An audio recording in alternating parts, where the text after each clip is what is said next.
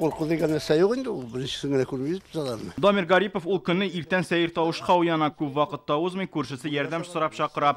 Сарыкларны кыргый хайваннар буады ул. Сарыклар суга чыккан. Буны күрмәктә. Иләрне нәрсә белән чыккан. Куркып кына чыкканнар дигән, анда 2 ньютра этләр үзебезгә сикергән отчалар тагын. Малларның өчесе су эчендә үлә. İkisi буылган, берсе исән, берсе суга батып үлгән. Хуҗабиккә Тәкминә Хаҗиева килгән зыянны санаган инде. Бер сарык бәясе 6000 тирәсе турын исәпкә алсаң, 20000 сумны югалтканнар. Сарыклар жалкымы? Құдай өзі берген, өзі алған Құдай іші. Birası gelse biri, olası gelse ola.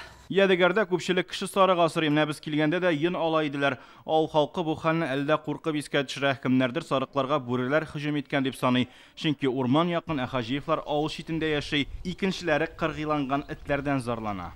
Кирсәм, карасам, 2 эт шикелле нәрсә утыралар. Борчылды инде, борчылды. Бар булган корап торган маллары бит инде. Әлеге хәлдән соң авылга район үзәгеннән ветеринар белгечләрне чакыралар. Алар сарыкларга бүре түгел, этләр ташланган дигән карарга килә. Посадкалар ниләр шунда кышуы яткан дип әйттеләр инде шул 2 этне.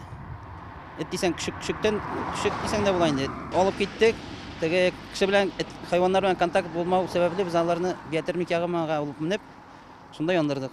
Якын тирәдәге терлекләргә хәзер котыру авырына каршы прививка ясаганнар. Авылда этләргә ау башына 26 апрельдә Кукмарада зооүзәк оешмасы белән килешү төзелә. Алар хуҗасыз этләрне аулау белән шөгыльләнәчәк.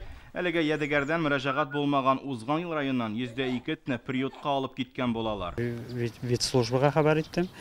Шулай ук инде алар килде, монда җыелды, уколлар кадалар, бөтен якын тирә малларга. Авыл халкы исә Тәкминә Хаҗиевга акчалата ярдәм итәргә җыена.